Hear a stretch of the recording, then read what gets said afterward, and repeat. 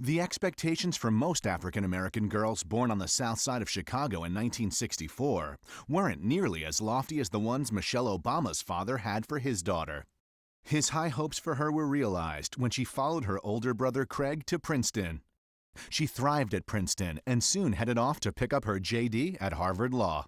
Rising out of the South Side of Chicago to go to Princeton and Harvard was pretty amazing. It's hard to do.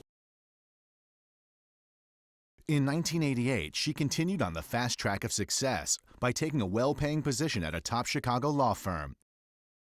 Though the job paid well, Michelle found herself unfulfilled by the work. In 1989, while still at the firm, Michelle was assigned to mentor a rising star from Harvard Law named Barack Obama. Initially, she didn't think much of the young hotshot with a funny name as he pursued her and asked her out multiple times, but she eventually relented. Their first date took place at a community organizing meeting in a church basement where Barack delivered an inspirational and captivating speech. The combination of Barack's inspiration, the passing of her father in 1991, and the untimely death of her friend Suzanne Alele from lymphoma forced Michelle to examine her purpose in life. She soon made the bold decision to pursue a career in public service. Like everything else she attempted, she succeeded, immediately landing a job working for Mayor Daley as Assistant Commissioner of Planning and Development.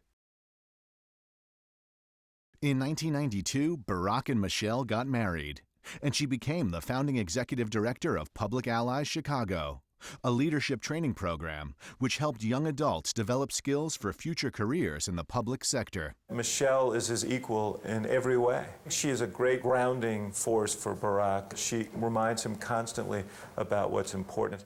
My wife is wonderful. She's the most honest person I know. She is completely guileless. She just says what she thinks. Michelle and Barack welcomed daughters Malia in 1999 and Sasha in 2001 to the family. In 2005, Michelle landed a high-paying, prestigious job at the University of Chicago Medical Center.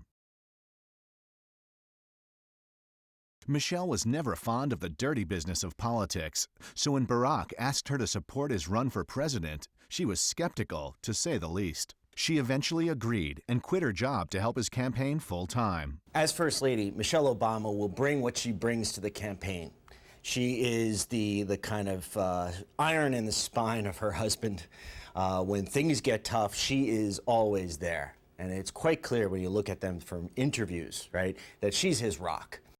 The art of politics may be a much more natural fit for her husband, but insiders acknowledge Michelle's importance in keeping Barack grounded during his historic run to the White House. She's accomplished a lot in her career, probably as much or more than her husband. She has balanced the pressures of political involvement with her commitment to being a good parent.